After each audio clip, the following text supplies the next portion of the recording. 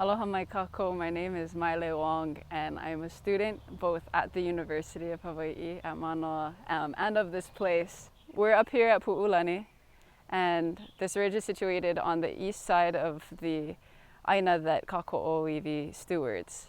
It is also part of a larger effort to restore the ahupua'a of He'eia, and that involves many different organizations from Mauka to Makai. Pu'ulani for kakoooiwi is the first upland restoration, their pilot upland restoration program. Down below we have acres of wetland restoration as well as acres of lo'i restoration. We've been very intentional about the plants that we've selected to plant up here. And I want to share some manaʻo about how we make those decisions and how we incorporate moʻolelo and kilo into being adaptive in our mālama at Pu'ulani. As we continue to plant, we want to move forward with like an evolving mentality guided by kilo, and we want to pai or facilitate like a moʻolelo for this place. And the folks that we're choosing to plant now all have moʻolelo that are related to He'eia. For instance, we have our kukui that were gifted to us by our director of Mea Hawaiʻi, Maile Wong. These folks are from her aina and they're pula from her ohana. And so she's kanu'd with her keiki a moʻolelo here. And with our hala that we have now planted along the bottom, we have connections from Makai, where one of the pula came from, and connections Moka, where another pula came from, here in He'eia. And so it becomes this opportunity to talk about place and to be continually rooted in place just by planting things with that in mind.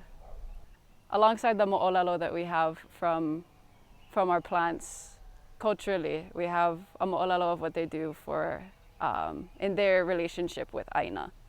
As the stewardship of Pu'ulani has evolved over the past 2 years, we've taken different strategies and thought of different individuals to add to this place, whose mana we needed in this place. And hala is our most recent and one of my favorite examples of an individual that we've chosen because we need them. All of Pu'ulani, all of the planting that we've done so far is on this slope that leads down to this lower wetland area. And when we have big rain events, which happens often in lono season or during the rainy season, there'll be a lot of sediment that runs down into this area. And the thought with the hala is that the roots are intertwined, they're really good filters, and they're really good at catching sediment as it runs down. And the hope with that as a barrier here is that they'll prevent the sediment from running down, they'll prevent erosion in the long term. And we'll have our other keiki, our other people up here to also work in concert with these people. Like hala, Iholena, which is another individual that we have up here at Pu'ulani, they're very good at mitigating erosion in the sense that they have these beautiful and gigantic leaves that intercept the rain as it falls and lessen the force of rain that might wash away soil. So the Iholena, the big leaves and the fibrous roots and like the strength of the hala all work together with all of the other folks in their ohana to keep our lepo pa'a so that it doesn't run down into our lo'i kalo and out into our loko i'a. And that is the goal, both to have a mo'olelo and to restore aina. There's a way that people think that these forests are supposed to look. And especially when you use the term agroforestry, people think like fruits and like you eat everything around you. And you walk through and it's just like this refrigerator of things to feed your present. But they don't think of it as like a mixture of species that could feed you like in other ways. A shared experience here is that everybody sees and feels what they see and feel, and that's what makes it powerful. And so when I do protocol down there by the iholana, like I feel like that richness and that deepness that goes along with the energy of that mai'a.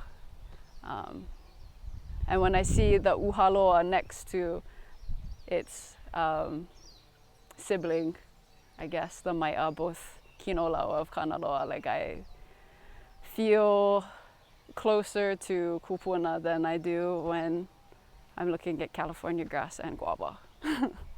It creates this opportunity to see what our kupuna saw and to draw these comparisons that you wouldn't get the opportunity to see or to make otherwise.